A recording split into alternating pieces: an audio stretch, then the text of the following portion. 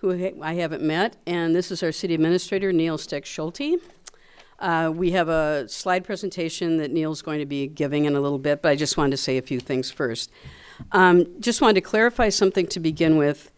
I don't think a lot of people are necessarily aware that we actually have two budgets. We have an operating budget and a capital budget. The capital budget is where we borrow money to pay for things like large road projects, new fire trucks, new buildings, park shelters, land purchases, that type of thing. And that so that incurs debt, obviously, and that's really the only way we can do some of these projects is to borrow the money for them. And the payments for those debts are part of the payment. They're part of your tax payment.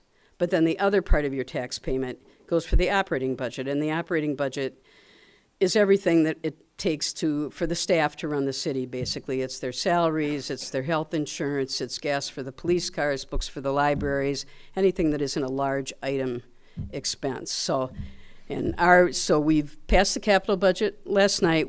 We do not have a problem with the capital budget. We can raise or lower the taxes, and we do each year depending on the debt payments and that type of thing. It's the operating budget that we have these constraints basically put on us by the state. So that's why our referendum involves the operating portion of this.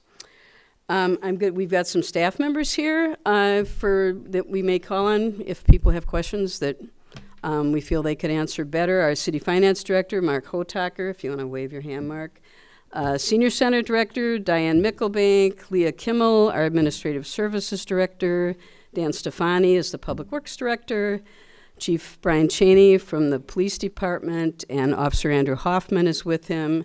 And Will Nimau, who is our Community Media Director down there. And Brian Swetler from the Fire Department is here with and Trevor Regali, right, from the Fire Department. So glad to see everybody here. I just wanted to explain at the beginning here also that this is basically an informational meeting for us to give information, you to ask questions. This is not a public hearing where people come up and make statements. We're mainly interested in making sure that people find out what this is about and answering questions. So with that, I think that's everything I have. I'm going to turn it over to Neil. Thank you, Neil. Thank you, Mayor. Thank you, everyone, for coming out tonight. It's a nice night out here. It could be one of the fewer ones we have left here, so appreciate you deciding to take the time to come and spend it with us this evening. So obviously we've introduced ourselves. So obviously we've mentioned, we are looking at facing a funding challenge. I want to start off by saying we have seen comments and some concerns over, well, the city's operating at a deficit.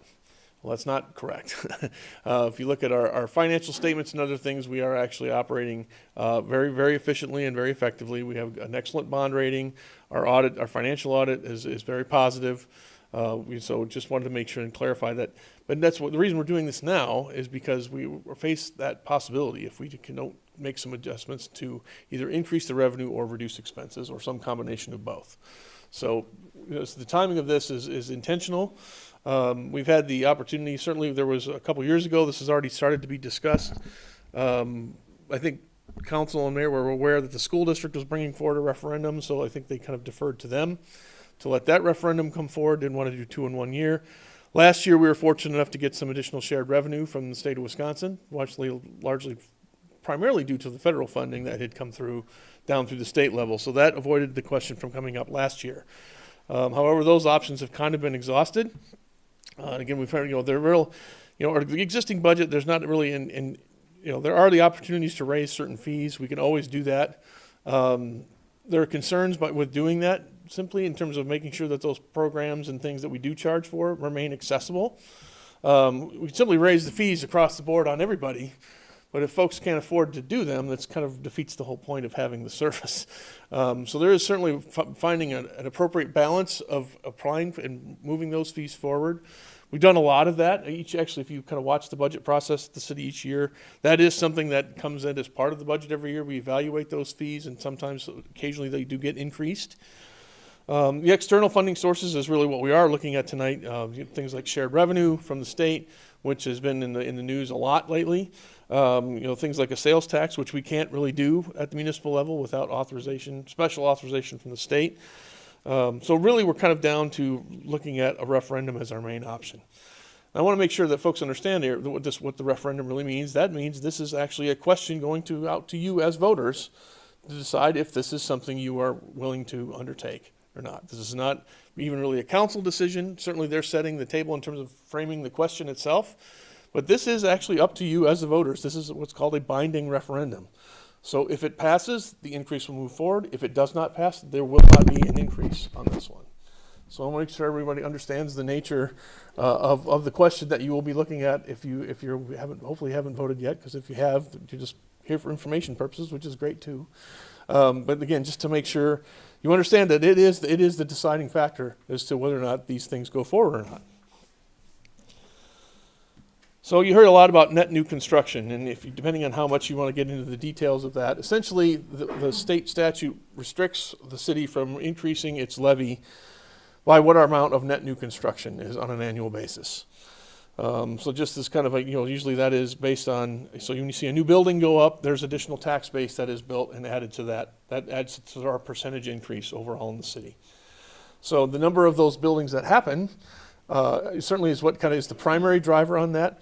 The reason it's referred to as net new construction is even more important for a community like Monona. Being landlocked the way we are, anything we have to do is largely a redevelopment project. So there's usually something that's already on there that already has some degree of tax base. In order to redevelopment, that they have to knock that down, which actually drops the value on the property before you add something and build something back new on it and builds that number back up. So if you have a $5 million property and you knock it down and you put a $10 million project on it, you still only get $5 million of net new construction. So it's just how that calculates. In a very overly simplistic way, that's how that works.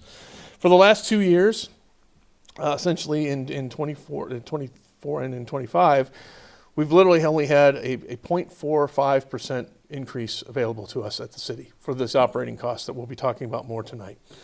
Certainly that has to do with, that's supposed to cover our healthcare increases, that's supposed to cover just general operating costs, fuel, all those kinds of things. And those very things that are costing you more as residents and in their everyday lives are also costing the city in terms of our ability to kind of put those things forward. So we're facing with a lot of those same cost increases that you do as individual residents. So this slide just kind of shows a comparison of kind of that net new construction growth here for kind of showing exactly what that really has looked like here in the last year. Again, that's largely because of Monona's landlocked status and our ability our focus has to be on redevelopment, which generally puts us down at a very, very low number. So that indicates where that 0.45% kind of matches with those kind of neighboring communities here in Dane County. Looking at it another way, this one here, this top line is kind of the consumer price index here for since 2021 to 2025 for our area. This is taken from the Wisconsin Department of Revenue. The net new construction is the light blue line underneath. So it's saying basically the top line is costs and the bottom line is our ability to generate revenue. So I think that pretty much tells the story in terms of our inability to kind of keep up with those costs. 2024 being the worst case with the highest point of inflation, and we literally actually had a negative net new construction that year. Fortunately, they let us zero that out and keep us at, they don't make us go negative. But again, so at least certainly since 2021, this has been an increasing problem, and it's likely to continue going forward. So we have member compensation study recommendations. This was completed back in January. It was reviewed and discussed by the City Council in February, and actually this report and plan was adopted back in February of 2024. We reviewed 43 positions. Now, I want to make sure that's clear. That's positions, not employees, because there are actually multiple employees in certain positions. So when we classify a position, there can be multiple individuals there within that individual position. So the question has come up, well, you said in other places you have 77 employees. That's correct. But the number of positions that those 77 employees in is 43. So about 22 of those 43 positions were below the recommended salary range. A lot of that has to do with the increase in the labor market that we've seen in terms of, obviously, so we're facing an increased pricing and more competitiveness in wages across from other communities. At the same time, having a restriction in our ability to raise revenue to meet those increasing competitive wages. Told the story, I think, last time. We actually lost, I misspoke with our public works staff. I said we lost 3. Director Stefani reminded me we actually lost 4 individuals in that, so I undershot our estimate on that. Basically, the short version was we lost our entire snow plowing crew in November last year. They took a horizontal position in another community, basically the same job, for $17,000 a year more, the exact same position. And when they hired him, they said, "That's great. We're glad to have you on board. Now we just need to get you a new crew." He conveniently called up his coworkers here from Monona and recruited them over to the city that he was working with for similar increases.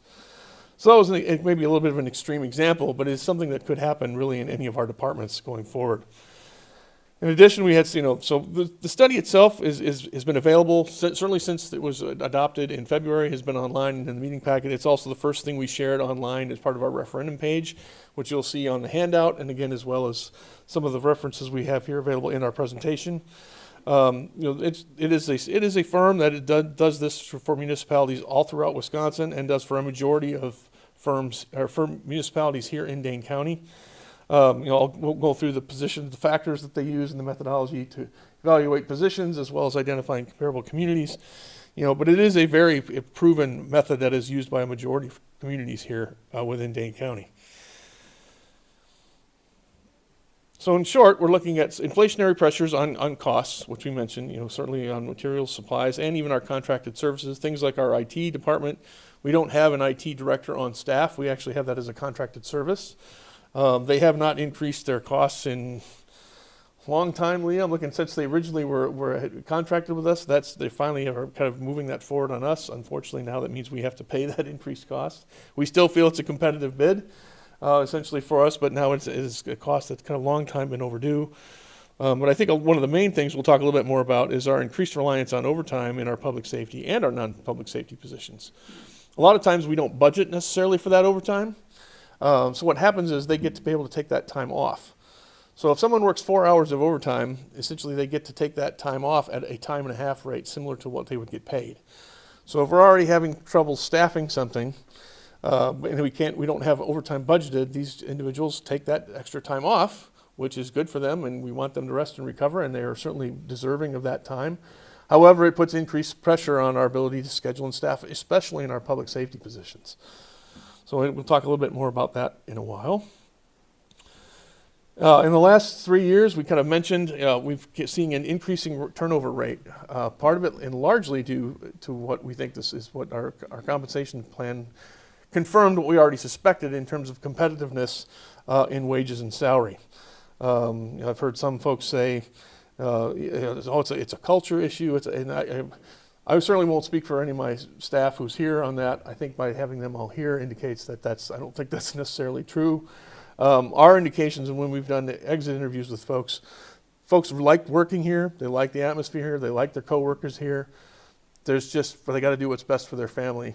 And especially in most cases, that means accepting a position, oftentimes of more salary and maybe a little less responsibility, so they're able to do that. So this is certainly a concerning trend that we hope does not continue. I think 2024, we're holding serve a little bit better than we have. Things have settled down a little bit. But obviously this is a concerning trend. So we mentioned about the need for overtime, especially with our guys in our fire department here. One of the things we're really looking at doing as part of this effort is to increase our paid on-premise availability for our fire staff. Is a great example. Back in the day, folks probably remember who've lived in residence for a long time, this was a volunteer-driven department where if there was a call, the call would go out. All of our volunteers, especially if they lived here in the community, would respond like we're doing right now on cue. Thanks, guys. So to my point, probably means there's not any volunteers able to respond to whatever the call they just got. So our guys are going out and responding on that. What we do have the ability to do is to maintain some folks that we refer to as paid on premise. So it's some of our, essentially would be a volunteer, but it's actually a volunteer who's at the station. They're actually paid to be at the station and paid to be available for certain hours. So by increasing that kind of helps mitigate the lack of volunteers going forward. When we don't have that, we get guys who are already on shift. They get to the end of their shift, we still have a gapping in staffing. They end up having to stay, and we ends up causing us overtime to help pay for that. So certainly, obviously, that's still, it works to some extent. At some point, those guys get kind of tired of having to stick around and work extra hours, and it actually affects their responsiveness. We certainly, in terms of our emergency responders, we want them to be rested and fully alert and capable. By pushing them on additional hours all the time, that becomes a problem going forward. And I think, so one of the ways to help avoid that is to certainly help get some additional funding to get some additional staff there to help them out. So this is, we mentioned, calls certainly increased. The availability of volunteers has declined. So we're looking to really identify a way to get some of those volunteers to actually be more than just a volunteer who answers the phone when it calls. They're actually here at the station, they're getting training, and they're available to respond for when we need them. So we think that paid on premise really is a very important part of what we're looking at doing. So as we've kind of proceeded down this list of all these issues we've been discussing, folks hopefully remember in the end of June and July, we actually did a community survey. We presented 3 scenarios as part of that. The first scenario was simply a kind of cost to continue, maintain services scenario. And then this options 2 and 3 essentially added some additional services and added some additional staff. This is the option 1. This got about 59% of the definitely yes and probably yes scenario in support. The other 2 did not receive a majority above 50% in terms of support of those 2 options. So the city council made a very specific decision to respect the results of that survey and not proceed with asking for those things if there wasn't going to be support for them. So we kind of have the outline, and some of the positions we'll be kind of outlining throughout the rest of the presentation here kind of reflect this response in the survey that received the support in the community. So essentially what we're looking at is about a $3 million requirement. That's going to get us to be able to provide services effectively and cover our costs through 2029.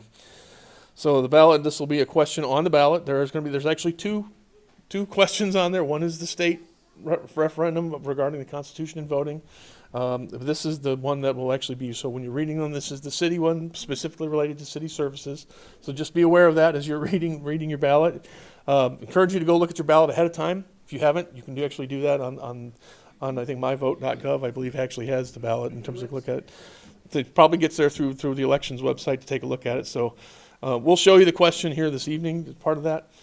But here to kind of break down exactly what that $3 million covers.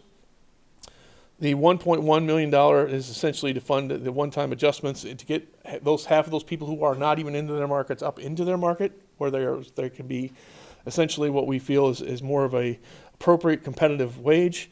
We've got a specific line item in there to funding overtime and paid on premise pay that we mentioned here to get us started in 2025 right away. There is a dollar figure in there to cover increased operational costs and contracted services. We mentioned IT services. Assessment services is another one. We've had lots of concerns from the community about wanting to do increased accuracy on our assessments and not just relying on market data. There's obviously a contracted cost to doing that with our assessor. We have contracted costs for our building inspection department as well. So we have all of those contracts and operational costs are there. And then the final remaining $871,000 assumes a 3% annual increase in those costs for 2026 through 2029. So that is where we come up with the $3 million number. Those are the 4 key categories of where we're at. So tax impact, certainly not insignificant. We were the very first ones to acknowledge that. A majority of our employees and obviously all of our elected officials live here in the community. So we'll be daily voting on this exact same question along with you as residents. So it's about $164 per year per $100,000 of value. Median value, if we assume the current one is $435,000, that's about $713 on the tax bill. So again, we make sure that we understand that's a significant number and we don't take this lightly. But we wanted to identify that's what we believe the projected impact of those costs would be. So the actual question on the ballot, the process that we have to go through to get this done is highly regulated by the state and by the Wisconsin Department of Revenue. So if you're reading through this and think, my God, this is one of the most poorly written sentences I've ever seen, you won't have a whole lot of argument from us as city staff. It is a difficult thing to comprehend, but they require this analysis essentially to be in as part of the question. So the key elements of it here, certainly, we talk about, year 2025 is obviously our target year we're aiming for. The 0.455% is the net new construction increase that I referenced earlier. The levy that would take us to is the $9.9 million number you see there as part of that, just under that one. So what we're asking for is to be able to take that increase up to the $12.9 million. So that $3 million increase would essentially be a one-time increase, and then it would be incorporated into it going forward through 2029. The reason that is such a significant jump, if folks have paid attention, I think, to the previous school referendums, you'll kind of notice when they've done theirs, they'll say, we want to do this in 2026, we want to do this in 2027, we want to do this in 2028. State statute doesn't allow municipalities to do that. We have to put it in as a one-time, what's our overall number, set our window, put the one number in. So that's why it's such a significant number for $3 million, and why we have to say we're going to try to plan for that through 2029. It's a little bit of an awkward comparison to school districts. I don't know why in the world they have a different set of rules for us, but they simply do. To kind of visualize what that would look like, I wanted to show kind of, the orange line is essentially kind of tracking our property tax levy. So it's going from that $9.9 million, which it is right now, and then taking it up to that, essentially that $12.9 million, and then kind of staying there. You see how that orange line stays flat through 2029. So once we're there, it's going to stay there. That's our objective. Now there could be minimal net new construction. You guys have seen the numbers we've seen on there, so there might be a little bit above that at some point. We're not counting on that based on the history of what we've seen in recent years. We don't think there's going to be much there. But we did want to kind of demonstrate what that looked like in terms of when we kind of hear staff talk about it. It's a permanent one-time increase of the base. This is what we're talking about. I think kind of when you read that question the first time, it kind of sounds like, well, we're going to go $3 million, and then we're going to go $3 million, and then we're going to go No, that is not what's going on. It's a one-time jump to $3 million, and then it will stay there through the life of what we're planning for 2029. So a vote yes will increase our compensation in market ranges and cost of living to retain current employees and attract new ones. But then the other key operating factor of this is maintaining the ongoing operating expenses we are seeing for other items, such as maintenance costs, overtime, other non-personnel costs, and our contracted services. No vote. Staff is currently working on several potential budgets for 2025. We actually had a first discussion of it at council on just this past Monday. To consider a failed referendum scenario, what sort of cuts would need to be considered in that scenario. This does include probably a $40 per vehicle wheel tax to make up for some additional revenue that way, and then probably moving refuse and recycling to a special charge on your tax bill. So it'll move it off of your property taxes, but it'll still show up on there as a special charge. So that buys us some wiggle room, but probably not enough to really solve our issue. So in terms of what sorts of things might be considered, no recommendation or decision has been made at this point. But these are just some of the things that have been discussed and were included in the packet at the city council meeting on Monday. Again, probably the frustrating thing personally for me is a lot of these things that we're looking at in terms of trimming and possibly trimming and reducing are things that if the referendum passes, we would actually be trying to expand and invest in. So it's frustrating to have to spend in the same breath practically saying, well, we're going to cut these things when we really want to increase and expand the services on these items. So if you look at, these are also, again, nothing has been solidly recommended at this point, but to the extent of the amount of dollars that we'll need to kind of save, and we're only looking at a 3-year window for these cuts to kind of keep us going. So while the referendum will get us through 5 years, the cuts we're identifying here at this point will only get us through 2027. So then we'll still have to have it buys us a little bit of time to try to identify what the solution or bigger picture items might be through that. So just a reminder, Election Day is November 5th. Polling places are open 7 to 8. Actually, in-person absentee voting is open now at City Hall. So if you're interested in doing that, please swing by City Hall, and you can do that, I think, through November 1st. All the information is certainly on the city website in terms of elections, so please feel free to check that information out. With that, certainly we'll be available to take on questions. Just, my last statement I want to make is, this, purpose of this is not telling anyone how to vote on this.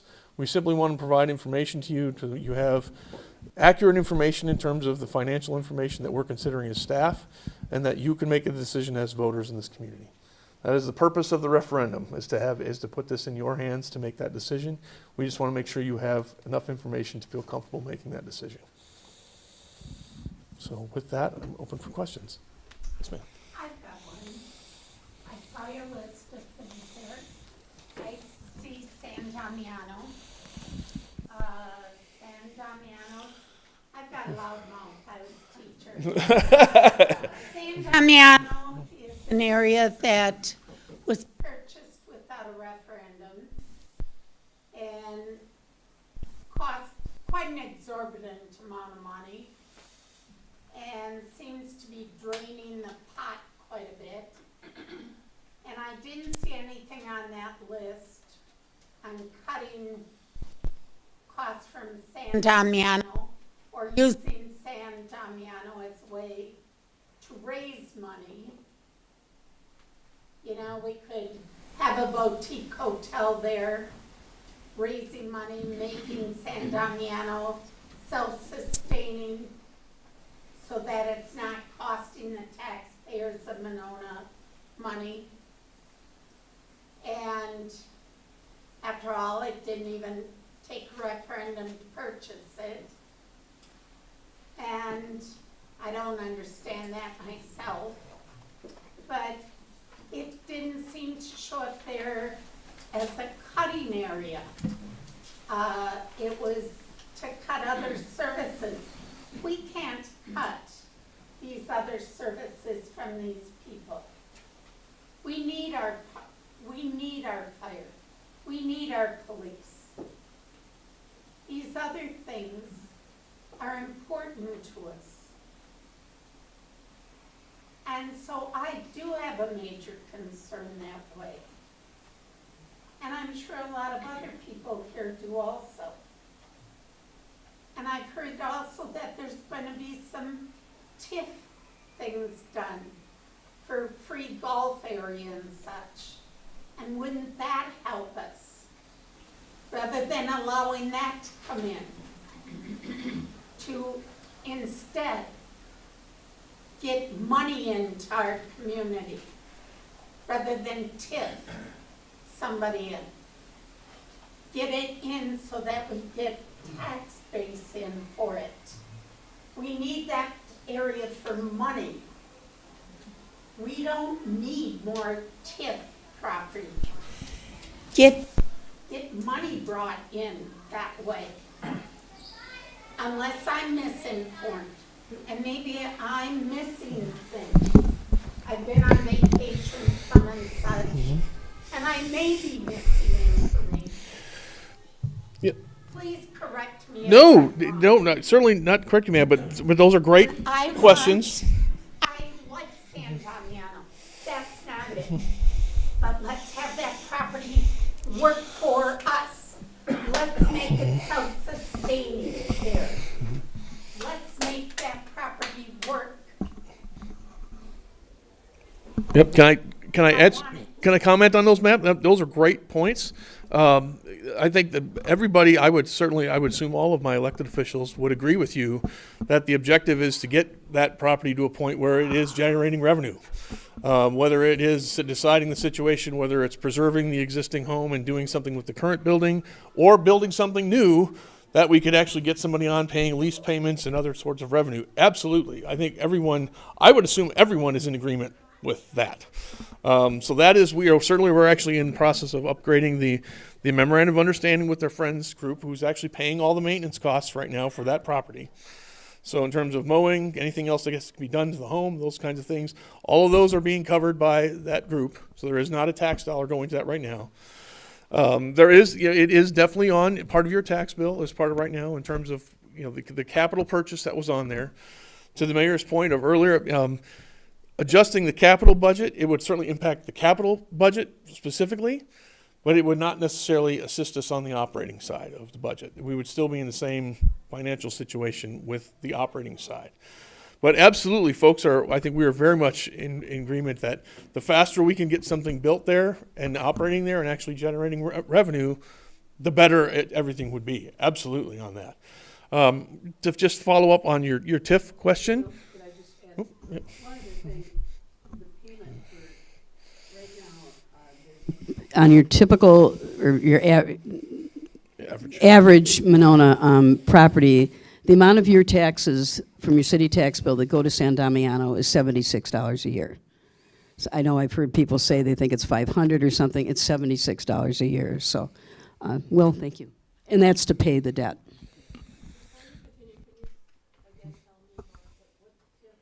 Yep, absolutely. Just getting ready to jump in that one. Absolutely. This could be, we could probably spend the rest of the night here on this topic. I'm going to try to give it a short version on this specifically.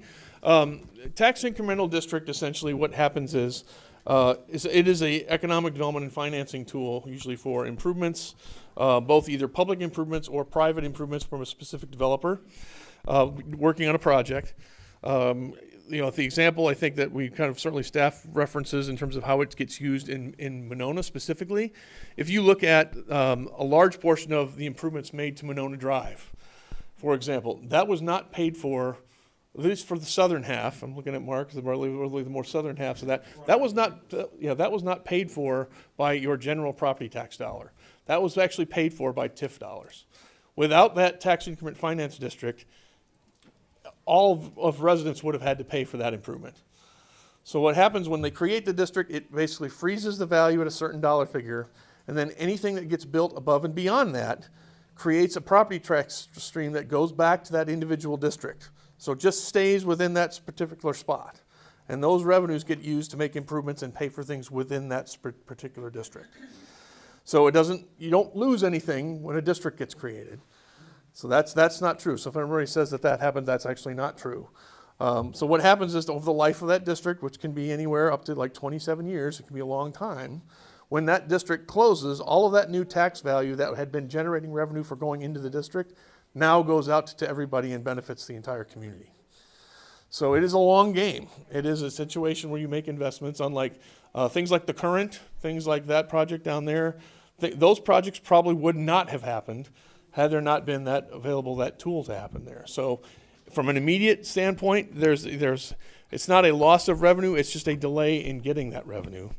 But again, the payoff is, and the reason that process actually requires the city to ask each taxing jurisdiction if they're okay with that.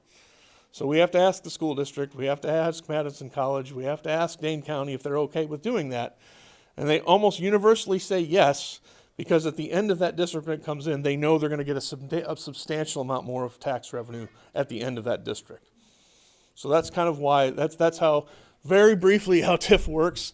So that kind of explains why there is that short-term, certainly not realizing the revenue in the general property tax coffers, but then suddenly, we had a district close, get all this tax value, suddenly comes on to, well, we just benefited from a decision that the city council made 20 plus years ago. Mark, did you address how much did it increase our tax revenue when we closed Pier 37 where Metro North is? That was the tip to start with. It was $70 million worth of value, which is probably about $1.5 million. Brought in additional taxes to the city. Yeah. And if we wouldn't have given the tip assistance, it never would have been developed.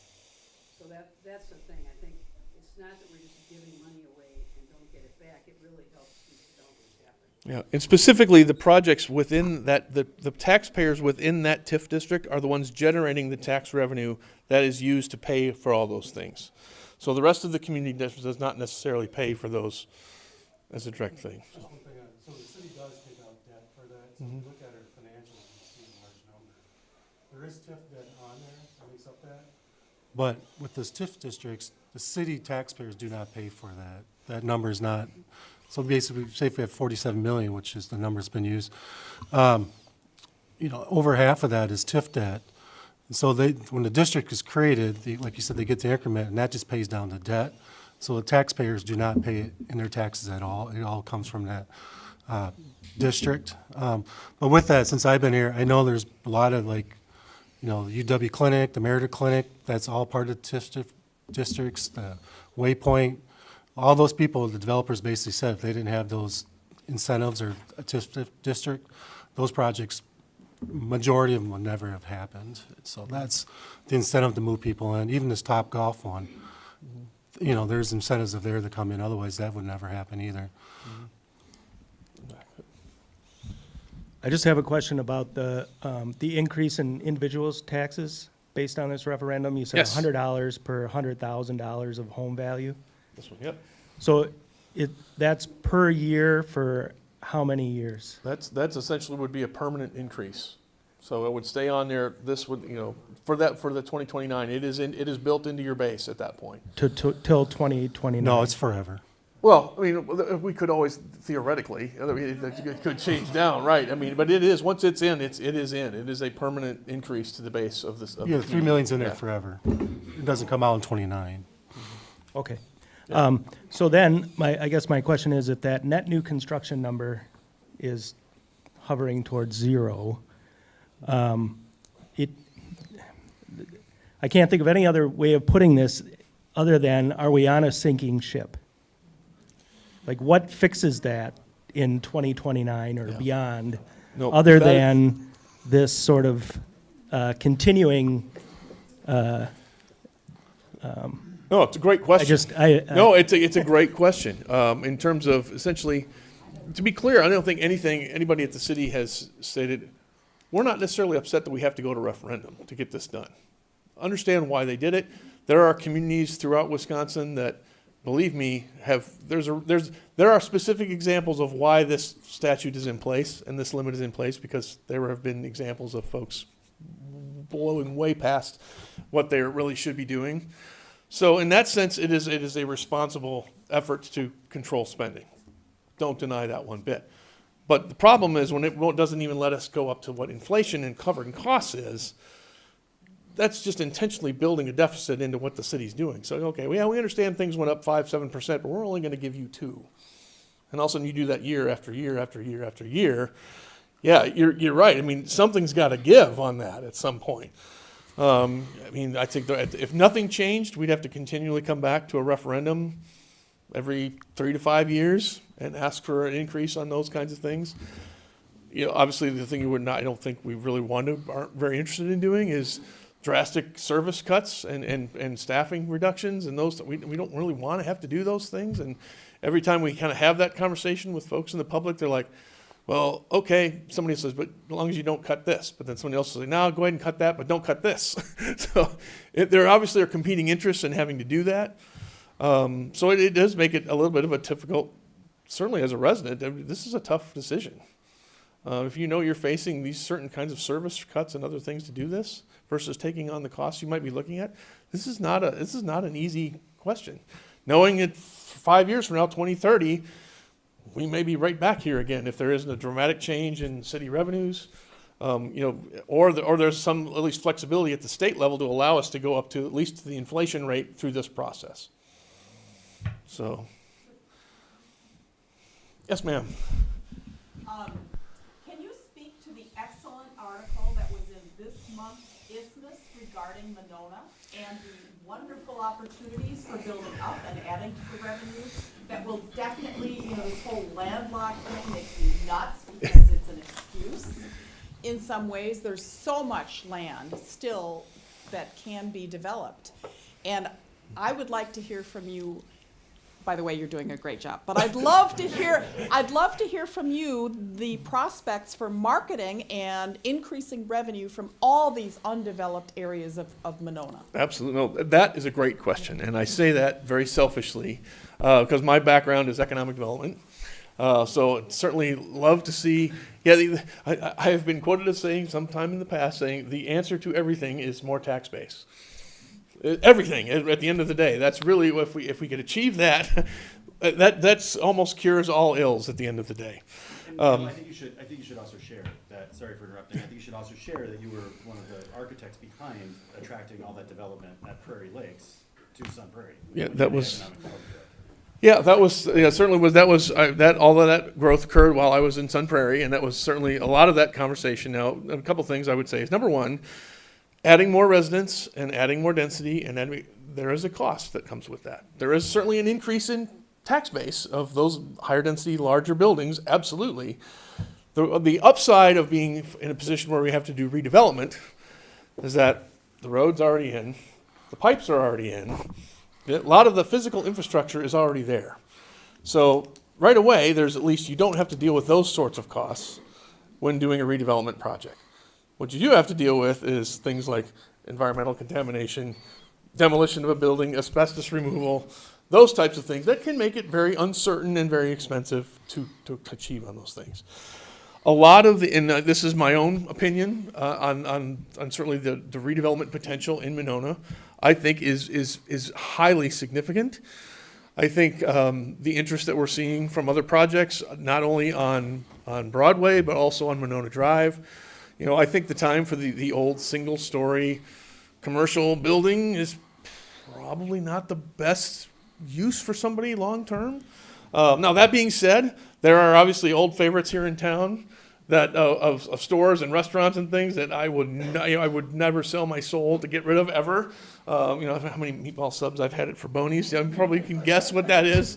Just as an example, you know, there are some really great local. So the trick I think that we need to do as a community is find ways to retain those kinds of businesses, those small businesses who've been here for a long time, but kind of work with them to become investors in larger projects where there's more density and more, you know, 4 or 5 stories in here. I think we've talked about how high can we go. Like, we do have some limits with the airport and other things that way. But that is, I think, very clearly, not only from a tax-based standpoint is where a large interest from the city, which should be, I think, in looking at opportunities to increase density, but it's also a solution, partially the solution of what the regional housing issue is here that we're dealing with in all of Dane County, not just us, but the entire Madison region. You know, we want to have, if we want to have places like those restaurants and those things and those commercial things, those amenities here in town, we need places for those residents, those workers, those retail workers to live, to get top on those services that they need to be able to get to and from work. You know, it's a package deal. It's kind of goes together. So absolutely, short version is absolutely, I think increased density and increased heights of buildings is definitely, I'd say, a large part of our solution going forward to try to accelerate that growth of that net new construction. That's the way to get higher value on that.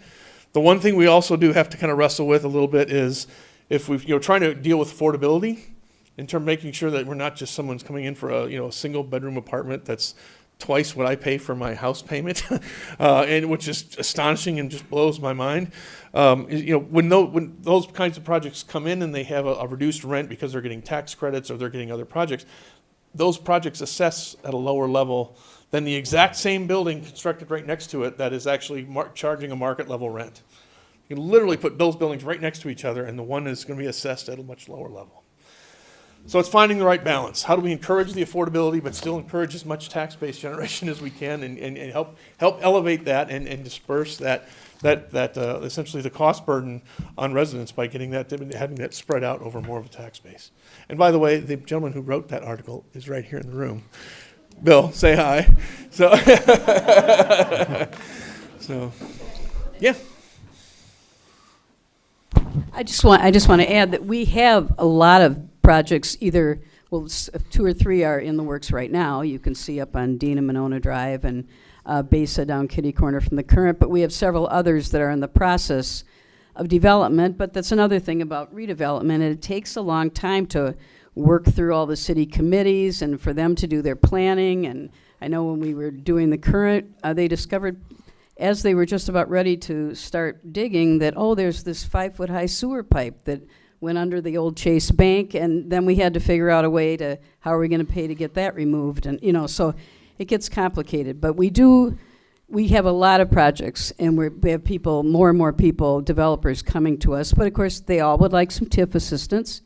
And the TIF assistance is really what gets these going. So TIF is a good thing. It really allows us to do more development. But we also have 1.5 people in the city planning department. We really need to hire more staff, and we don't have the funding to do that. It's a really intense job. So, but I don't want anybody to think we're not making those efforts, because we are. But we can certainly, we're always happy to talk to people who come to us with the proposals. Absolutely. Yeah, well, great question. Yes, ma'am. Are you committed to raising the employee or the positional wages, whether the referendum passes or not? At this point, that is what the main scenario that we've looked at in terms of the referendum failing would include. That's the main reason we would have to look at significant reductions and other costs in order to fund that. we're certainly looking at alternatives on the best way to implement that, if that would go forward. Again, my own, very selfishly, my own fear is that if we don't do that fast enough and more effective enough to a point, that we end up losing, like the extreme example of our public works team that we did last time. We do have, right now we have an existing position in our police department that's open. So we're below our maximum strength, which is not usually where we like to be. We may have to hold that open for a while to try to get some cost savings on that. Similarly with really any of our departments, if that would happen, if there's a position, one of the key elements I think as we go forward that we discussed on Monday night, a key element of that would be having positions held open at least for a minimum amount of time to try to achieve some savings on doing that. What we haven't really ascertained is what the impacts to service levels would be, depending on what those positions are. Nope. I feel like somebody else had a question. Go ahead. Okay. Is there a reason that we don't have, I think part of what I'm struggling with is there's this sort of mystery surrounding what happens if the referendum fails. Is there a reason why we don't have a clear view of what you will do to balance a budget if it fails? Like I know that you have these ideas. It's sort of like you have a concept of a plan. But, sorry. We're a little farther along than that. Sorry, had to. But it would be really helpful to me if I knew exactly what would happen. Yeah, and part of it is I was certainly walking a little bit of and I would say that's primarily on me in terms of doing that. And part of this is we have literally just had our operational budgets for 2025 completed by our department staff within the last 2 weeks. So we have kind of right now they've prepared a referendum passes scenario. They also have 2 referendum fail scenarios essentially at this point. What we're doing is we're trying to evaluate what the actual fiscal impacts were. We've been evaluating what those potential cuts would be if we implemented them. But like I said, we haven't fully ascertained yet is what that would mean. It's easy to throw a number and say, hey, we're going to have the library cut $30,000 out of their budget. But what does that mean in terms of, does that mean cutting hours? Does that mean cutting people? Does that mean reducing programs? Does that mean, so we're having our department director actually go and evaluate and can get that into us, and that's going to be part of this. This won't be voted on prior to the referendum.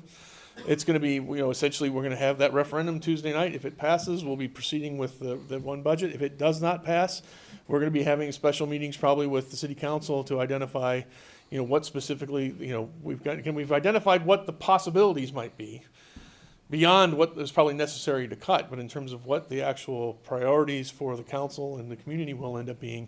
We do not have that done. Part of that is in terms of why that's not fun. Certainly we wanted to base it on the most recent information from departments and giving them a chance to do that. We also didn't necessarily want to be doing this as we're trying to threaten the community. I think our biggest neighbor in Dane County that's here in terms of going through this same process right now has kind of taken the opposite approach and gone a little scorched earth, I think, and saying, we're closing everything and we're firing everybody and we're, which it makes it, I think, just puts departments in an even tougher position to try to be realistic with what they're trying to do. So it is part of that is I certainly would encourage you to take a look at the council packet that was on Monday. Had specific, so the slide we did have here, which is very quickly. These are some of the very highlights, some of the kind of the very high end things of being analyzed right now. But we actually do have ranges up to certain figures for each department that we would be looking at this point. And we're also giving departments the ability to say, well, if we're plugging in a number of 30,000, to use that one again, this is how we identified how to get to that 30,000. If the department head has another way to get to that 30 without affecting programs, we are by all means want them to recommend that. So these have been, we've been talking about these at a staff level probably since early summer to at least identify options and what things we might need to look at. But yeah, it won't be a specific solid recommendation coming through until probably after the referendum, depending on direction there. So. Yes, sir. If I could just add to that, we do know that in the first year, the budgetary hole that we'd have to fill would be at least 105,000. But then in the second year would go up to 280,000 at least, and it would grow from there. So maybe that might help give you some idea of sort of the scope of the cuts. I think by the third year it'd be 685, isn't that? Running total. the total. Part of the issue here is that we would not be cutting enough to cover this 3 million. So we aren't going to be cutting enough to cover these increased contract costs. Probably would not be all the pay increases that we really need to do. And also, you cut for 1 year and that takes care of those costs. But then you have to cut more the next year because you're going to have inflation and increased costs for the next year. So it's just going to keep growing from year to year. So it makes it difficult to, we can, we have a pretty good idea for the first year, especially if we do the wheel tax and put the garbage fee on the tax bill. That would probably be another $250 or something per household, probably on average, if most people have 2 cars. So I don't know if that helps or not, but. Yeah. Thank you. Alder Nancy Moore, for those of you who may not know me. I just wanted to reiterate something I said at the city council meeting on Monday night, and go back to what Neil said about if this referendum doesn't go through, prioritizing staff compensation and benefits. And that is, I would really encourage everyone, and I would encourage everyone to talk to their neighbors as well, to watch what's called a committee of the whole, which is where we deliberate over, first we have committee of the whole for the capital budget, and we have committee of the whole for operating budgets every year. So the committee of the whole for operating budgets will be coming up here soon in early November. And I would really encourage you to watch those, because if you don't know this staff, to a person, we are so lucky to have the depth of knowledge, the depth of experience, of dedication, of discipline, and to lose any one of our staff members is a huge loss. I mean, and it's not only a huge loss because we all love them personally and we appreciate what they do for this community, it will also be a financial loss. Because, if you listen to those meetings, one of the things that you also learn is that for every single project we do, we're going after grant money. Like every stormwater project we do, we get huge grant money from DNR. Or, at the meeting we had at the city council meeting we had on Monday night, we were talking about grant money from the IRA, around solar flashing lights for crosswalks that we need for safety to school. So, our staff is not only really good at managing their budgets and staying within whatever budgets have been created, but exercising incredible discipline in terms of not coming forward with stuff that we really don't need, or that we can't afford, and prioritizing those things. It's one of the other things I read today, somebody said, I wish the city would prioritize capital projects. Well, we're always making tough decisions and always prioritizing. And our staff is always doing that and is excellent doing that as well. And frankly, if we lose any one of our staff members, and especially our directors, we would be losing money, because there's no way that a new person coming in would have the depth of knowledge or experience of this community to go after, to manage as well as they do, and to go after the kind of funds, like grant funds, that we need to pull it all together. And just a note on that, just to give folks an example, I guess, of that this year, we had, for our capital improvement plan that just got approved by council this last Monday, staff identified $12 million worth of projects. Things like roof replacements on buildings that have been needing a roof replacement for 5, 6, 7 years, street projects, vehicle purchases, all of those different kinds of things that the city does need eventually to operate and run with. Council has been I've only been here a little over a year, but this is my second budget process, has been very specific about keeping that to a $3 million borrowing every year. So, but that means moving projects down the line, which means there might be additional repair costs or other things we have to deal with in the interim. We're finding out that a lot of those projects are getting more expensive when we put them off.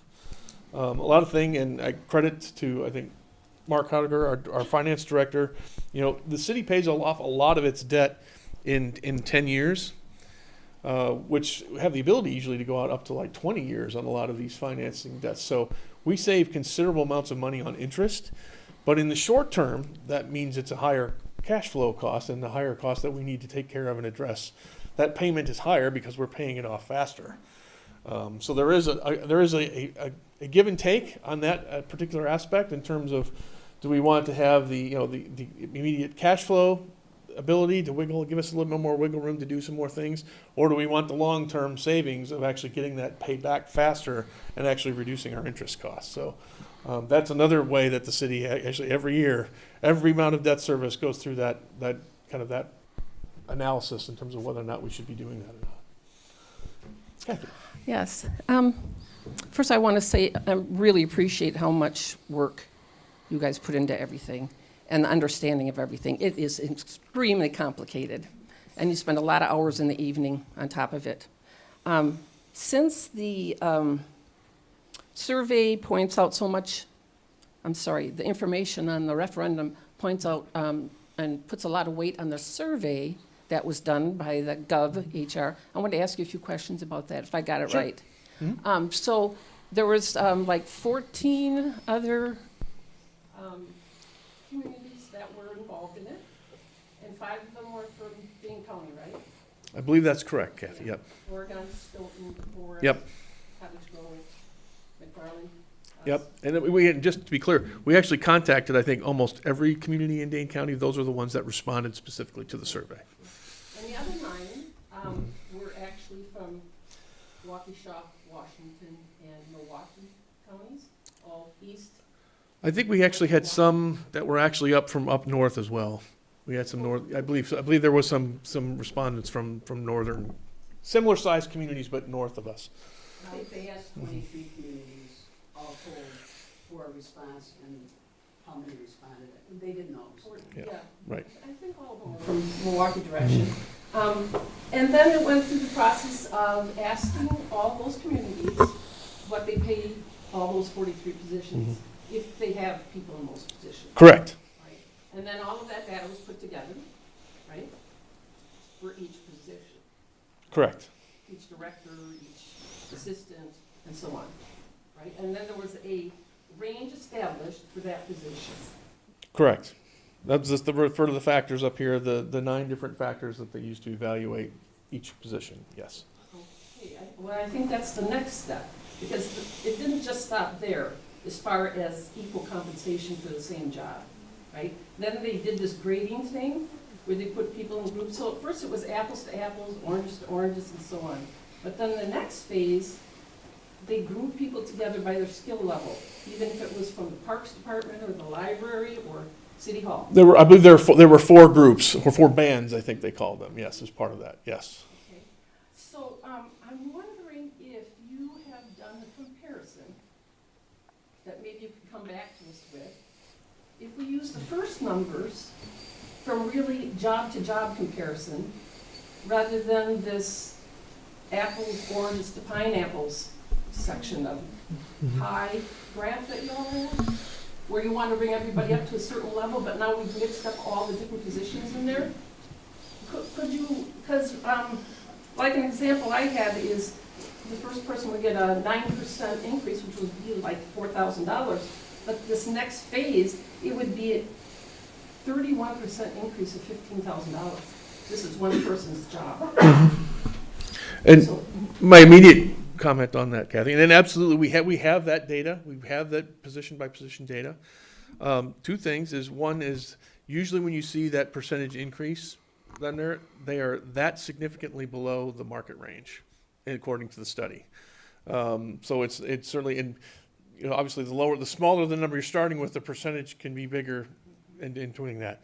The other thing we certainly looked at, and then we certainly had the one challenge we had with our study, is our current staff that we have. I'm going to pick on Leah, our Director of Administrative Services, a little bit here. She is our HR manager, our benefits manager, our IT coordinator, does our utility work. It's hard to find a comparable position to that specific job on that. Which is why, in a lot of cases, we have several examples of that. I think our planning director is another example of that, has 3 or 4 hats that they wear.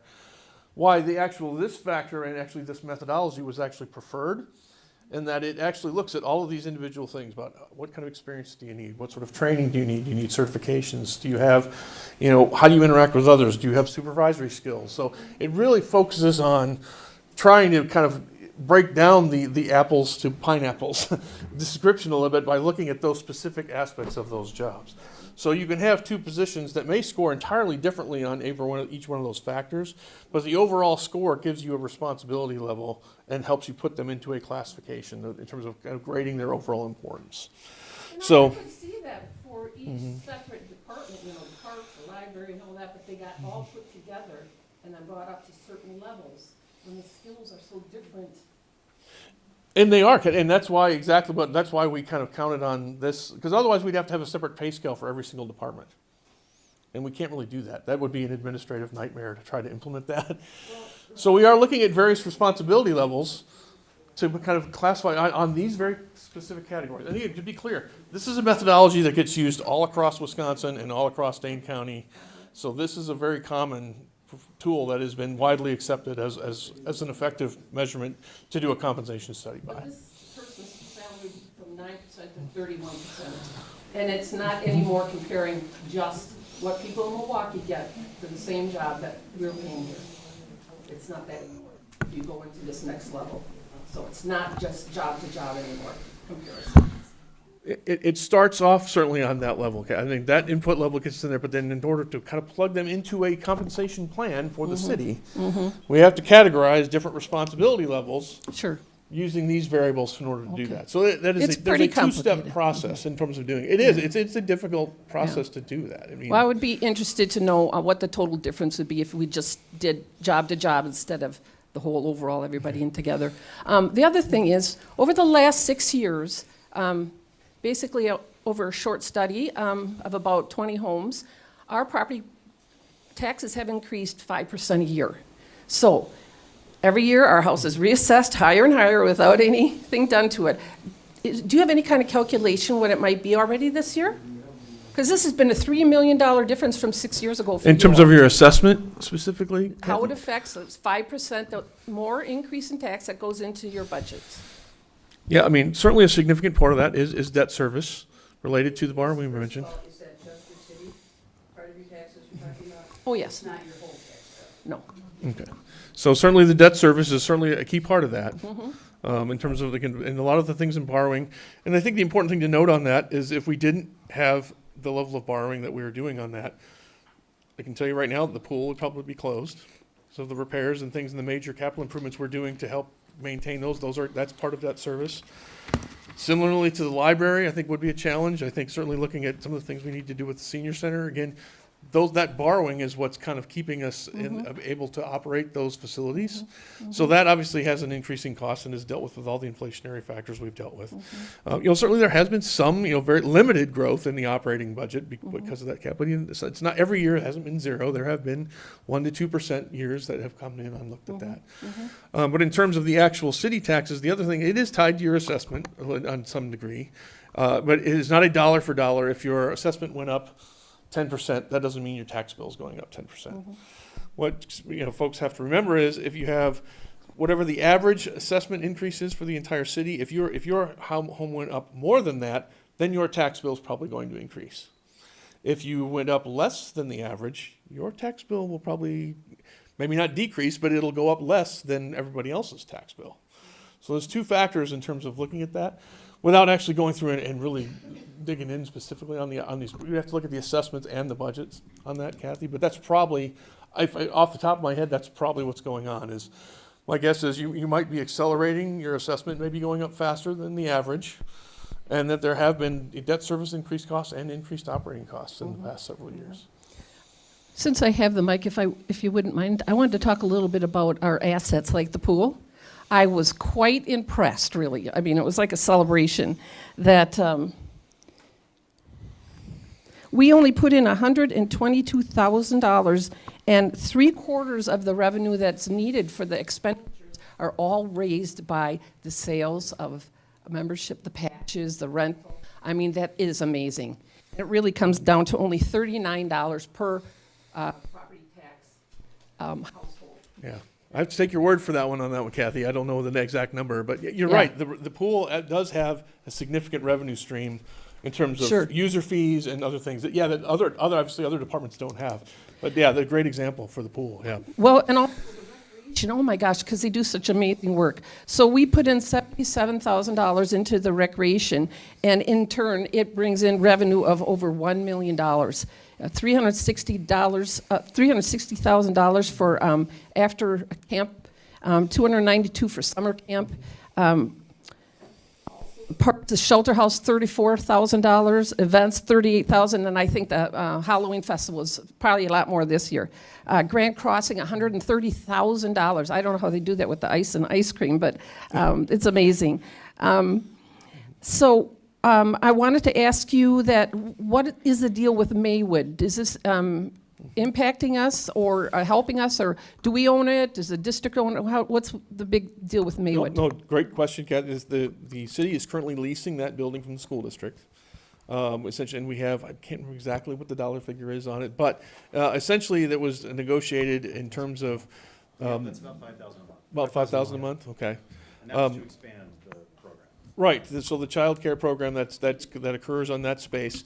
The reason we actually were able to negotiate to that point on that lease, which I think is a pretty competitive lease rate on that, certainly from the city standpoint, was that the school district very much was interested in having a provider provide that level of 4K childcare service that they were not in a position to do.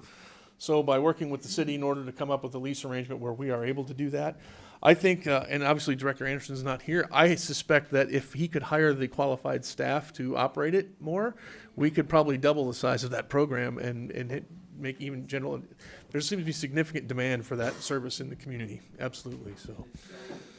Yeah. Shortly after I became mayor, Jake Anderson, who's the park director, met with me and told me he had this idea about providing after-school care, and I imagine some of the people here have had their kids in his program. And they started out, they do it at the community center just for kids at Winnequa. After school, we come for a couple hours, and it's all outdoor, nature-based. It's a really great program.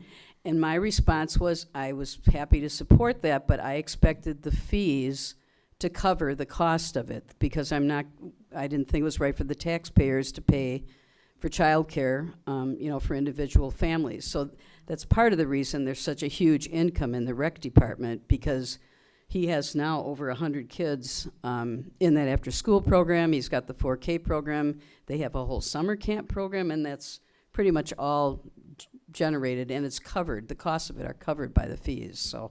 Including wages, benefits. Exactly, and it takes a lot of staff. He has a lot of staff watching these kids. It includes, what it costs, I imagine, to take them to the pool in the summer, and they do all kinds of programs after school. So, and I think the school district's paying the utilities in that building, right? But we're taking care of all the outside care, the plowing, the mowing, that kind of thing. But that is not costing taxpayers anything. But when you see that large income number, that's mainly what that's paying for in recreation. It's not paying for all the other park operations. So the thought about cutting any of that just seems, Well, it doesn't make any sense to cut the daycare or the after-school care, and because, any of it. Yeah, 'cause it's well, except that the pool, the problem is that over half of our operating budget goes to public safety. So, and we don't really feel that we can make big cuts there, so that kind of leaves a smaller portion of the budget more susceptible to cuts. Now, we are keeping open one police officer position for a while anyway, but we can't start cutting police officers. We only have 2 officers on patrol at any given time as it is, and I think a lot of people aren't aware that we're responsible for 3 miles of the Beltline. So they spend a lot of their time out there.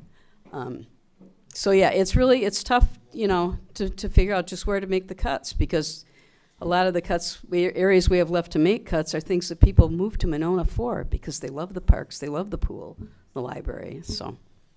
And I'll add just the success of the program is why we have to put one of those rapid flashing beacons, another one up on Nichols Road, because of the number of kids walking back and forth in after-school programs, which is great to see if you kind of catch them in the afternoon. But that's another $15,000 to $20,000.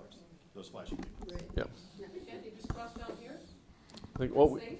well, so we finally got them to the point, it's, you guys know where that hill is right there in terms of visibility, and groups of 20, 30 kids crossing that road at one time, somebody come racing through, but, so. We got a question right Yep, here, yeah. Nick?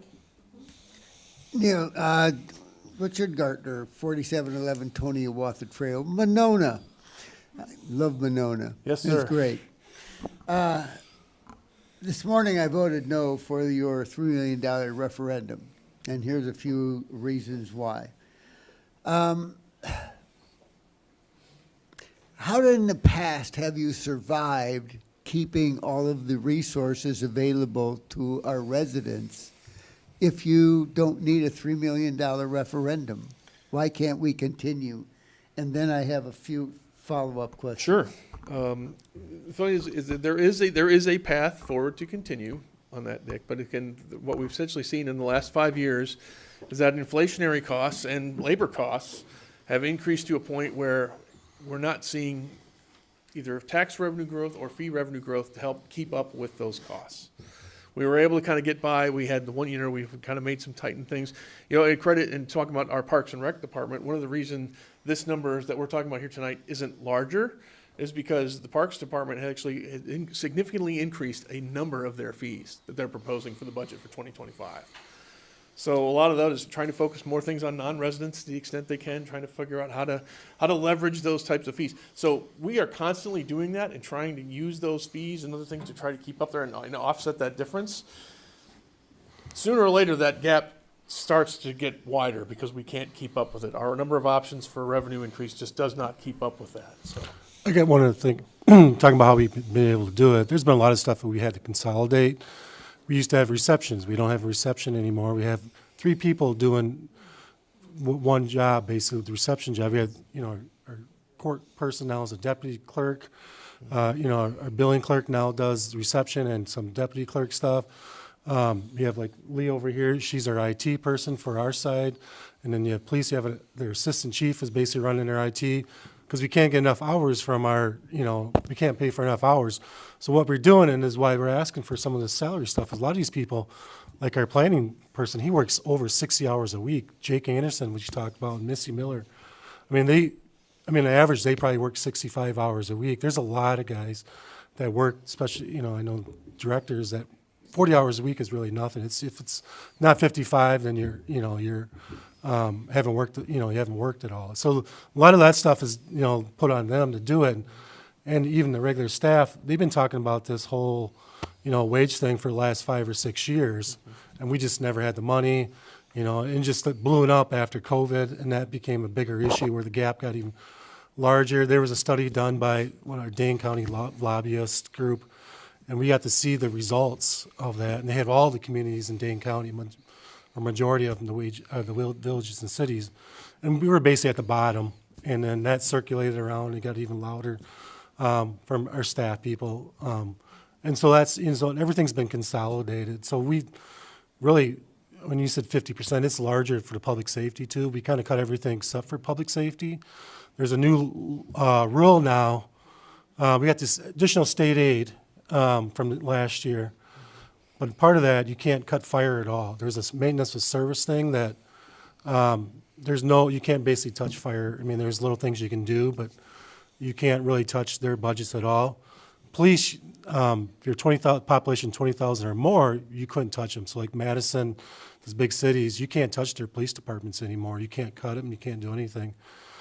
Now, for Monona, under 20,000, which we are, you can work with the police department. But that's, at least 60, 70% of our costs is, as far as the, going to the levy is public safety.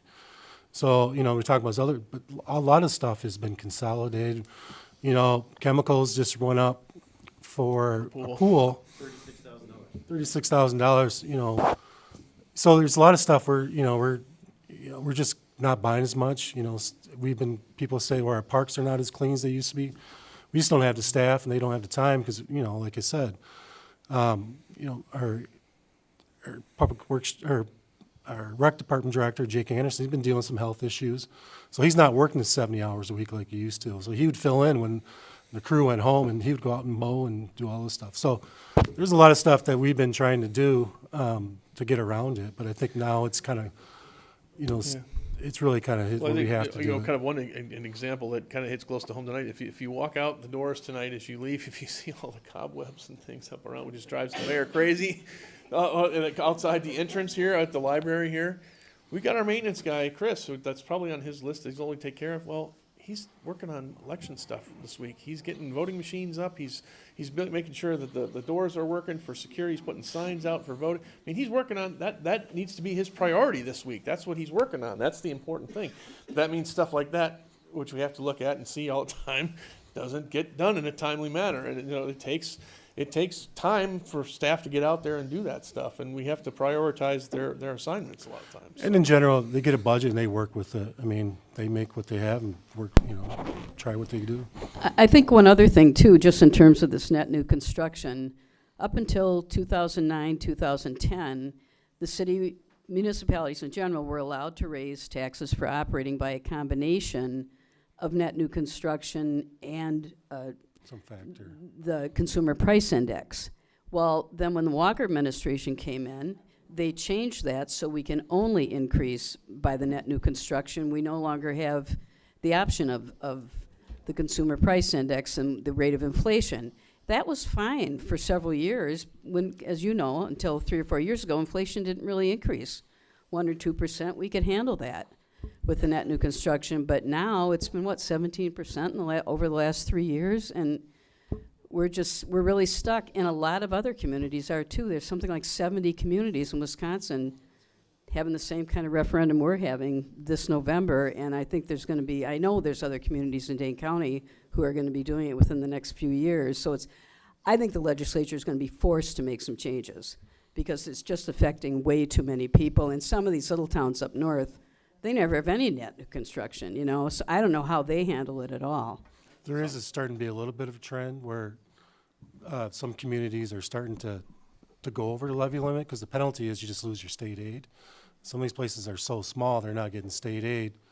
They might get 30,000 or 50,000, so they just said, well, keep your state aid, we're going to go over that. And that's happening. It's starting to happen throughout the In our size, that's not really possible, though. But I know, it's not for us. Wouldn't be responsible. Let's put it But that that's what's way. happened to other We'd be giving up communities. $250,000 of revenue that we'd have to make up. So What how many else more we got? questions do we have? I want to make sure everybody gets their questions answered, so we might need to go Okay. like one question a person here, just to make sure, we want to make sure. Go ahead and ask one more. Go ahead. All right. First off, our assessment on average in Monona has gone up 15%. Mine went up 25%. That means I live in a little bit more of a higher rent district. However, if this referendum passes, the medium home will go up $700+ Correct. Mine will go up $4,000. Our budget can't afford continued increase in assessments and in referendum.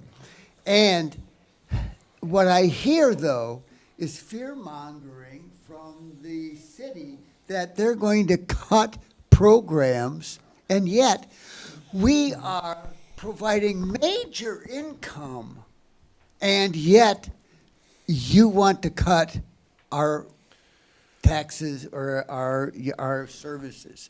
So I support and suggest people vote no on the referendum. Well, That's all I have. I would ask you, Dick, though, specifically, though, we have to pick one. We either get additional revenue to maintain services, or we have to cut them and not provide those services anymore if there's not additional revenue to pay for those things. That is the question before residents, and that's why it's at the referendum, so. We're back here. Yep. Hi, just out of curiosity, what do things like hiring architects for the new city center and consultants for, San Damiano improvements, is that paid for with property tax? In some cases that are, but actually, we have, I think I'd have to look and see what our Bray contract is, Mark, I don't know off the top of my head, but that's a capital cost. So that actually is separate from, that actually does not affect our operating discussion that we're having here tonight. So it is on your tax bill, absolutely, but it doesn't technically affect our operating budget. I would like to know, was not More involved with that? that would not apply for San Damiano. The master plan for San Damiano and everything. Yep. Everything but the purchase of San Damiano, has been paid for by the private center. Yeah, the Civic Center, our Civic Center study has been paid for through borrowing, through general obligation, absolutely. Right here. Quick follow-up, Neil, on Yes, the sir. pool. And what your thoughts are on increasing costs for the users? I mean, whether, Yep. and to also separate residents and non-residents, which I don't think is enforced right now. As, you know, we're talking about a wheel tax, kind of makes sense in this, because if you're using cars here, yeah. Sure. Same thing, instead of trying to push the costs on to the residents of the city to pay for the usage of that swimming pool, which Nope. I love. Yeah, absolutely. No, that is absolutely Here. something that Director Anderson takes very seriously and looks at pretty much on an annual basis. I think the thing we're trying to figure out, again, to find the right balance of, if there's an opportunity to push those costs on through a fee, we want to do that. Because we can take that relief off of the property tax bill. There are some extreme examples in Dane County where folks are, for their pool, are charging $700 or more for a pass to do that. We certainly want to make sure, so again, it's finding the right balance, as I've been saying here the last couple of questions, is how do we make sure that fee is at a point where we're covering as many of our costs as we can and making it, but still making sure the pool is accessible. And it's not just a membership country club, it's a public pool. So how do we find the right balance? And part of that is looking at residents versus non-residents, absolutely. And, I think Director Anderson is looking at that. They do some of that at this point, but I think he is looking into more opportunities to see if there's a way to kind of shift that revenue difference between residents and non-residents. I think he's actually actively looking at that right now. Neil, I'd say the hard part, though, you have 15-year-old kids trying to figure out if they're residents or non-residents, and that's the tough They don't one. want confrontation. So that's, Yeah. it is a tough part. And I think there are ways of, Mark and I were joking a little bit about it. Said, remember the old days when you got the pin or the little badge you had to put on your swim trunks? You might have to go back to that. There are probably ways. There are probably ways to make that happen, but yeah, it's not simply as easy as just, hey, we're going to just roll this out, and it just takes care of itself. So, Right here. Yes, sir. I got a quick question. If this referendum fails, when can you come back with a revised one or the same one? Oh, good, excellent question, sir. We only let us do referendum questions when there's a quote-unquote major election, like a presidential election or a federal election. So our next available one would be spring of '26. No, we can do it next spring. Well, 25, sorry, spring of 25. There you go, I lost it. Now, the question is, if the referendum fails and it's very close, then probably makes sense maybe to try it again. If it fails by a significant margin, well, I'm not sure we're going to have a revised scenario fast enough to just bring it back and get it back in again. But the problem then is that we face with that situation is that there isn't a major fall election in 25. So then our next one we would be available would be spring of 26, which wouldn't be implemented until 2027. So we're still back to our our 2.5-year scenario of trying to figure out how to manage that difference between them. So excellent question. Can you split the referendum into parts? Like, We cannot. Again, we would love to on that one. We've been, I will speak for myself on this one. I can't speak for anybody else, but we've been highly frustrated with not only just the situation of not being able to go up to inflation and the kind of the overregulation, in my opinion, of how we can even ask the question. But I mean, it's extreme. And we can't even go out and really, guys, we'd much rather say, guys, this is what we need in 25. This is what we need in 26. That's what we'd like to do. We can't do that. And it just makes, if I'm a resident and I'm not familiar with this, it just makes it feel like we're up to something. Why are you guys putting that big number out there if you really only need this one up front? Well, it's because we have to use it to cover that whatever window of time that we're planning for. And it's extremely frustrating. So We're going to go right here. Yeah, we can't, they won't let us break up the question. They actually limit the number we can put on the ballot, so. Right here. Yes, sir. My wife and I are in our mid-70s. We're on a fixed income. We've got a reverse mortgage. We've got no place to go. I mean, I would like an answer from the mayor right here tonight. When you first ran for office, you promised the voters, when you ran for office, that you were going to have a law passed here in Monona to limit taxes on old people and on fixed incomes. Now, we're to the point right now, I want to know if I'm going to have to, my wife and I are going to be out in the street. Can I answer your question? I never promised that. That's illegal. We're not allowed to have one tax rate for certain groups of people and another tax rate for other people. If you could show me where I said that. I read that you said that somewhere. I've never said that. I know that that's not legal. There's no way that we could even do that. It's Well, called I know it's other called tax candidates have done uniformity. that. It's a state law, right, Neil? So I'm not sure where you read it. I know I've never said it. So I should just assume that my wife and I are going to be out in the street homeless next Well, year. I'm Because you can't cut the property tax go up and up and up, and now you want to stick this referendum on top of that. We can't afford that. I'll guarantee you my COLAs on our pensions don't go up as fast as that. We're going to be out in the street homeless. Shove it, take that to the mayor, tell her to shove up her ass. Shove up your ass too. All right. I agree with him, but people We understand that this is tough. We know that. We know that not everyone can afford it. It's affecting all of us. It's affecting me. I'm in my 70s and I'm retired also. But we have to do something to keep this city running. Okay, I think we have, sir, thank you. I think we have another question right here. I'm just curious about something. What percentage?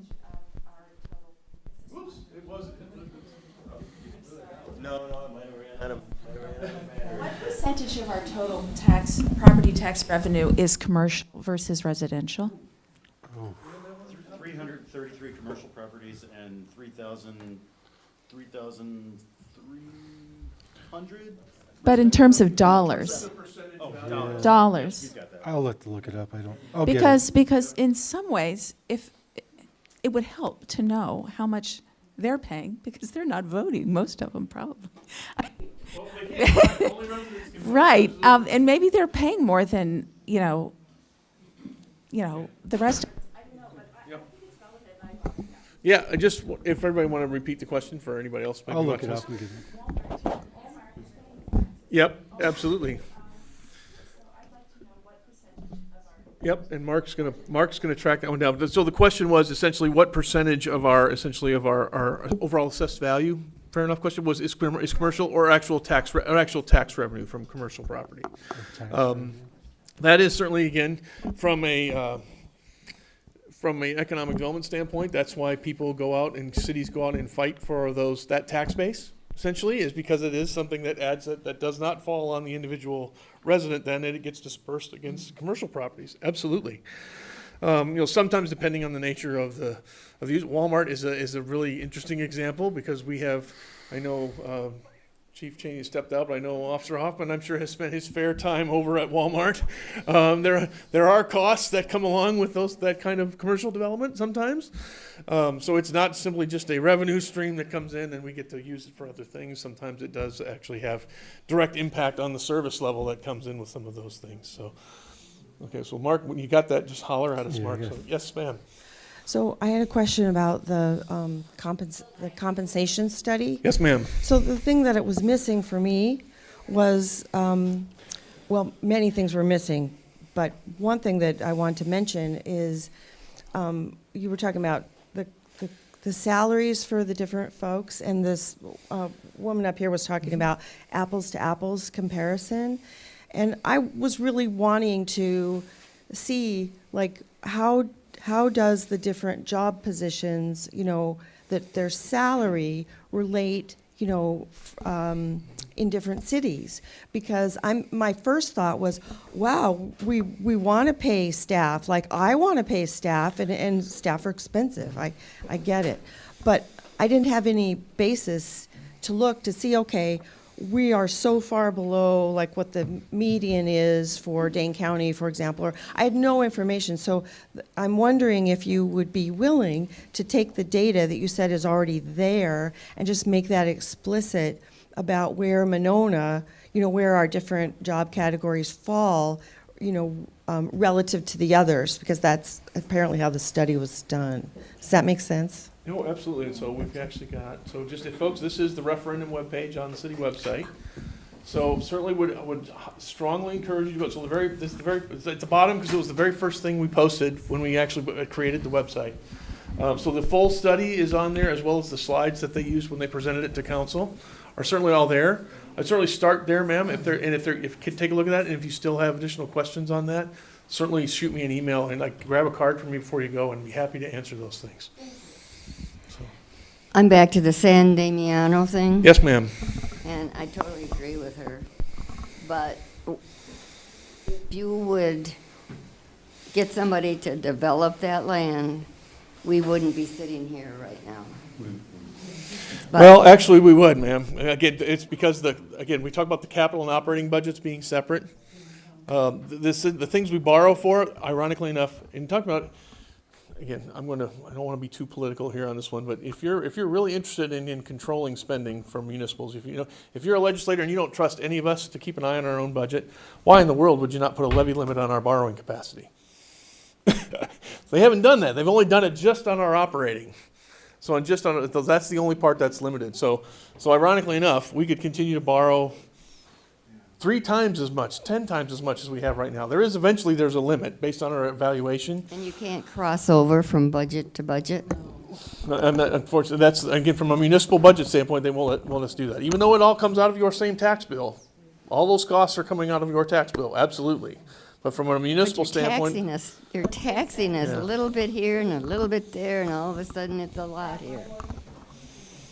Yeah. So, no, you Yeah, gotta it's- get rid of it and get a developer in there, get a, like you said, a boutique or even Yeah. a Hilton, for Well, God's sake. And honestly, Matt, essentially we have an agreement, essentially, that we'd have to have a lot of agreements from Dane County and other folks in order to actually just sell the property.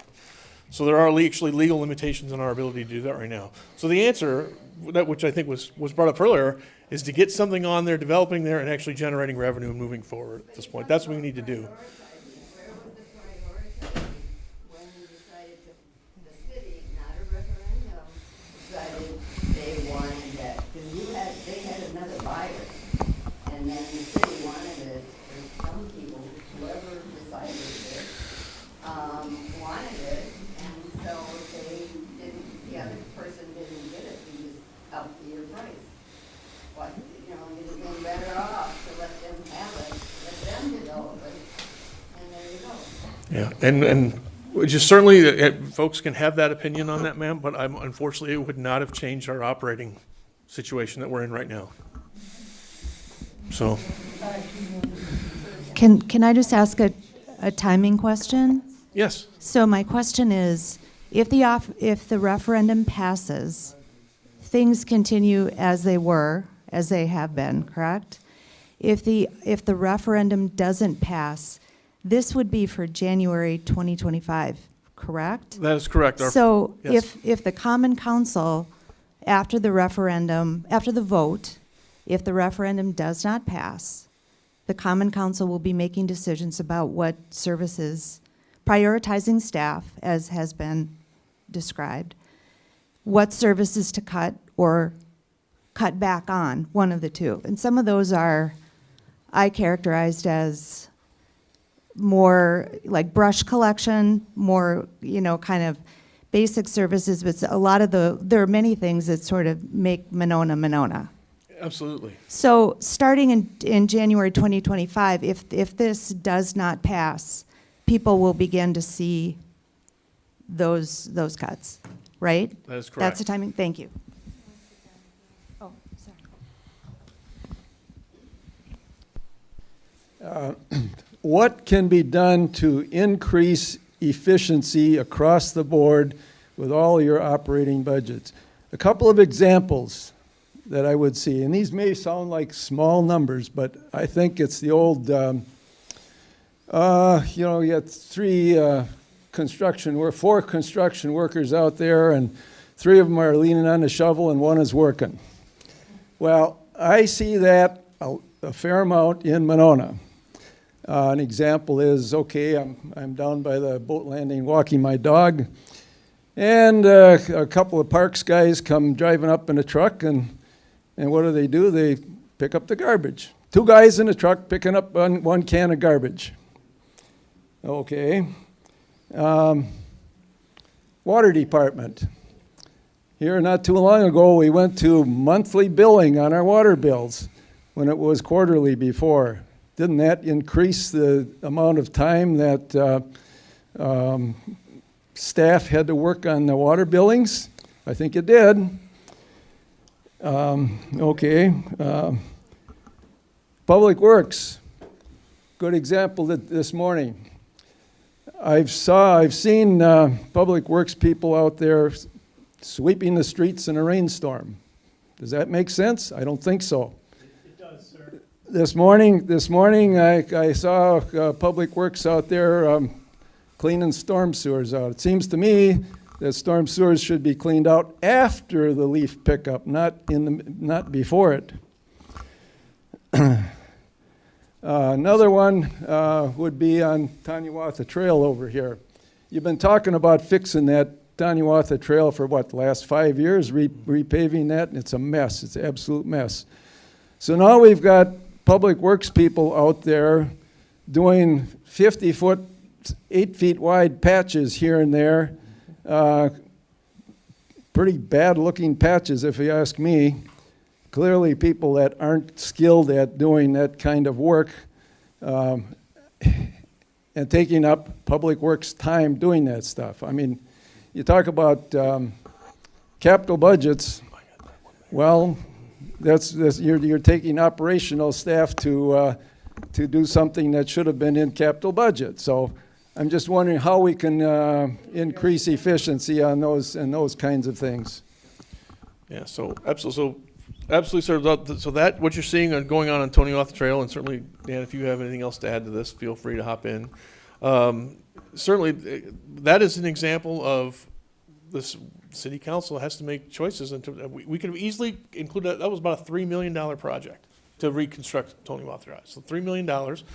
We could have simply left that in the capital budget for this next year, and that would have popped up on your tax bill. So that's $3 million, what we're actually talking about in the referendum. So it would have put our overall borrowing for the year at $6 million. Again, so it's a matter of, from a capital standpoint, that decision had to be made. So we looked at what the cost impact for doing a patch to get us by for another one or 2 years versus leaving it in and borrowing all those money and doing the project next year. That is simply the value discussion that has to happen by our elected officials. Alder Moore? And I would just add that we were making that choice against 2 other major projects, one being the library roof and another being the roof for the Public Works garage. We're always, as I said earlier, we're always making really hard choices in concert with our really extraordinary staff. And so we're always juggling that. There's just there's no way around it. You know, most of our buildings are 50 years old. How old is that Public Works building? That's the one down on Femright? 1986. It has mold in the roof, so we cannot let people be working. Right. In that situation, and the roof costs $1.5 million to replace. That's the priority this year. Dan, you want any other comments on anything there? Provide some feedback. Yep. Mr. Marks, sir? Can we let Dan answer now? Yep. Mr. Marks? Okay. Regarding the water utility billing, going to monthly, from quarterly readings to monthly, we have installed new water meters that have a 20-year life. We have a fixed network system that can automatically read those water meters, so we do not have staff driving around reading those every 3 months now. It's collected with the push of a button. So it's automated generated billing, and our utility clerk will send those out as normal. Regarding street sweeping during the rain, The benefit there is, if it wasn't raining and we were out street sweeping, we have a water tank to wet the road to minimize the dust and to help collect the particles within the asphalt. So when you see the street sweeper out when it's raining, there is a benefit there because we're able to collect more particles while we sweep. Regarding the catch basins that you see my crew cleaning, we try to clean those about 3 times a year. We do that based on our workload, and right now, between leaf collection, street sweeping, and inlet cleaning, we are trying to maximize the amount of leaves we can collect to reduce the amount of sediment going into your lakes, okay? Regarding Tony Awatha, $3 million to do that project. 2 years ago, it was $2.7 million. As Alder Moore said, we have to pick and choose based on priority for the benefit of you and your fellow residents. The asphalt you see going down today is $12,000, and that comes out of the capital budget that my crew is putting down. We are saving money by using my crew to do that and not hiring an outside contractor to the tune of $100,000 to do that. So we are saving you money, sir, every day. Thank you. Thank you, Dan. Other questions? I just want to say thanks for the water department service. It really works with those new meters. Because I was given, I received a letter in the mail saying there might be a leak in my house because they recorded unusual water usage, in the meter, and it turns out my hose was not completely shut off. Can I add to that? That's an important topic. I'd like to add to that. For everybody in here, if you are not signed up for Ion Water, what he is referring to is your new water meter has the ability to detect an internal leak. Yeah, right. Folks, could you quiet down so Dan can explain? What he's referring to is your new water meter has the ability to alert you through a program called Ion Water at no cost to you. You can download the app. You can get alerts on your cell phone if you have an internal plumbing leak. Why that's important to you is because if there's a leak, you pay for it. We have had in the past, my 13 years here, where we have had people come to the Public Works Committee asking for a credit. The biggest water leak I've seen was over 400,000 gallons. Now, the big water tower you see is 400,000 gallons. That amount passed through their water meter and into the sanitary sewer system. So to be alerted to a leak like that will save you money, and it costs you nothing to get that app. It can alert you down to less than a half a gallon a minute. I mean, it's very beneficial. So I encourage you all to sign up for that program called Ion Water. You can get more information on the city's website in the water utility page. Yeah. Thank you for raising that. That was great. That's fantastic. So thank you guys. Just quick, the question about the brush pickup. The fee for it also includes $4,000 for Christmas tree pickup and storm damage pickup for trees, and it comes out to $22 per year for each household. And I think it's really important. It makes our neighborhoods look great. So I hope we don't lose that. Neil, so Yes. Oh, here we go. our commercial value is 31% of the whole entire city. So, the third-year tax, the total taxes is going to the commercial, and rest is residential. Okay. So 70% is residential. Did you calculate out to a dollar figure, Mark? I don't have that, but Okay. Again, I really appreciate all of the positive things that are happening in Monona. However, my big picture is priorities. $6.8 million for San Dominio, $425,000 to build a track through the Fireman's Park area.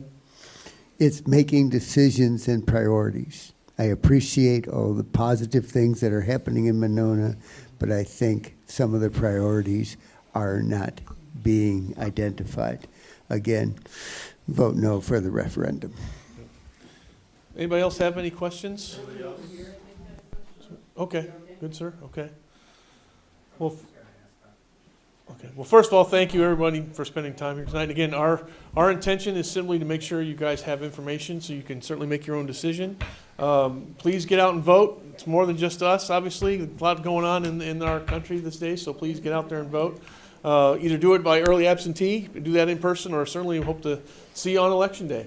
I think Alround and staff will be around if anybody has any questions, at least for a little while here tonight. So, thank you guys.